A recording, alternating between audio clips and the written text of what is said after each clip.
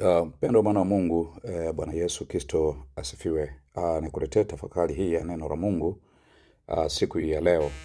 Usiwe na mashaka wala usiwe na hofu kamwe juu ya nguvu za Mungu au tayari wake wa kutoa zaidi ya kile ambacho umeomba. Zaburi ya 78 ule mstari wa 19 mpaka ule mstari wa 20, maandiko matakatifu yanasema, "Naam, nalimwambia Mungu, akasema, je, Mungu aweza kuandika meza jangwani? Tazama, aliupiga mwamba, maji yakabubujika, ikafurika mito. Pia aweza kutupa chakula? Atawaandalia watu wake nyama?" Mwana wa Mungu, mtunga Zaburi ya 78 anaeleza maisha ya safari ya imani ya wana wa Israeli wakati wanatoka Misri kuelekea nchi ya ahadi, yani Kanaani. Katika mistari ya tafakari siku ya leo imeandikwa kuwa walimng'ang'ania Mungu, wakamnung'unikia kwa upande mwingine. Wanamtaka Mungu atoe jambo fulani kwenye maisha yao, lakini walikuwa wanamnung'unikia. Hapa tunaona wanauliza, je, Mungu anaweza kutandaza meza jangwani? Upiga mwamba wakati ule wa Masa na Meriba, wakati wa Meriba, siku ya Masa kule jangwani, pale walipomnung'unikia Mungu juu ya habari ya kukosa chakula, kukosa maji. Lakini hapa tunazungumzia kukosa maji. Maji yalibubujika kutoka kwenye mwamba, vijito vikatiririka kwa wingi. Lakini sasa wanauliza tena, je, anaweza kutupa chakula pia? Je, anaweza kuwagawia watu wake nyama? Ndio maswali ambayo mtunga Zaburi ametengeneza yanayotokana na wana wa Israeli wanaopita kwenye mapito jangwani katika hii sura ya 78, hii Zaburi ya 78, ukiangalia ule mstari wa 19 mpaka wa 20. Hii ni taarifa ya mashaka kwa wengi wetu ambao tunapitia katika hali ya huzuni, hali ya mahangaiko, hali ya kutokupata kile tulichokiomba, lakini hali ya kutafuta. Kuna nyakati tunahoji na kushuku kama Mungu anaweza kutoa katika hali hii ngumu majibu, katika hali ya mateso kutoa suluhu. Wakati mwingine tunapokea taarifa za madaktari kwamba ugonjwa unatisha, na unatisha masikioni mwetu na unatisha moyoni mwetu. Tunaumia na kutafuta majibu pale pale tunapopitia katika hali ngumu. Tunatamani pengine kutoka kwenye hali hiyo ngumu, hali ya uchumi, familia inasumbua, biashara inasumbua, kazi inasumbua, na mahangaiko mengine ya mwili na roho. Inawezekana kabisa kuwa katika hali hii kuonyesha kwamba pengine mambo ni magumu sana kwa watu wengine. Tunaona kama ni majitu, yani jitu kubwa lililosimama kama Goliath wakati ule wa Daudi, na tunapata mashaka ambayo pengine tunaona mashaka yanajipanga siku hata siku mbele yetu na njia ni kama haionekani. Lakini usiwe na mashaka katika hali hii, wala usiwe na wasiwasi juu ya kile Mungu anachoweza kufanya kwenye maisha yako. Mfalme Daudi ambaye anatunga Zaburi hii anakubaliana na Asafu, na yeye mwenyewe alikuwa mdogo sana alipokutana na Goliath.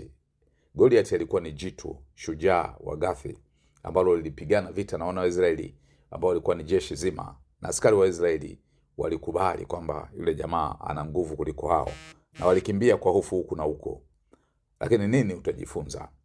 Alipokutana nalo hilo jitu, Daudi alikuwa na mashaka kwa kiasi fulani katika mazingira yale.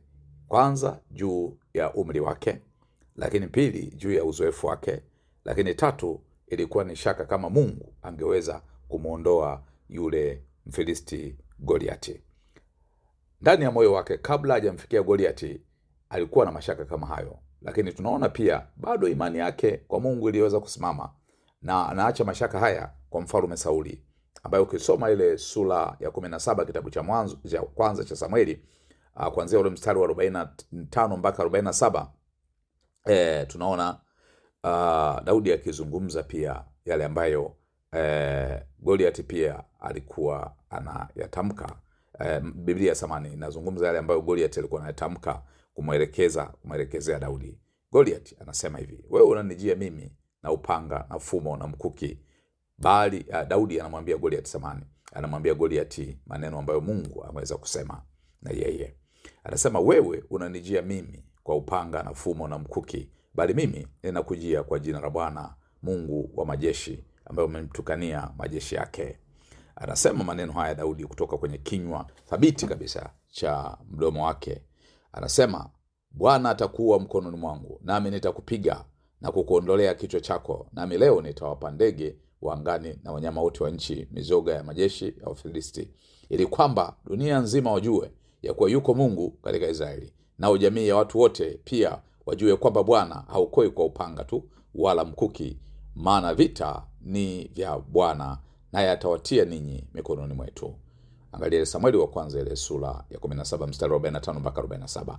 Daudi hakutishwa na mazingira wala wasifu wa Goliati, kwa kuwa aliamini kuwa Mungu anaweza kufanya lolote, kwa kuwa yeye ndiye aliyemuumba Goliati na alimuinua na kumsimamisha dhidi ya jeshi lake la Israeli.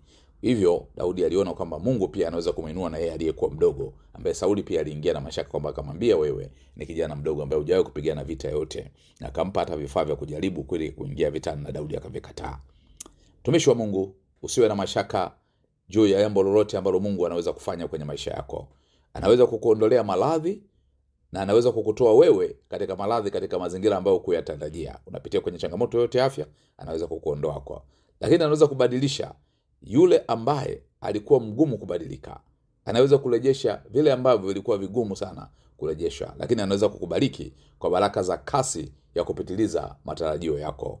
Pengine leo unatamani ufike mahali fulani, na unaona miaka mingi imechelewa kwako, imepita, na unaona kwamba hakuna matokeo yote yakitokea, lakini Mungu anaweza kukupa kwa kasi ya ajabu yale uliyotarajia.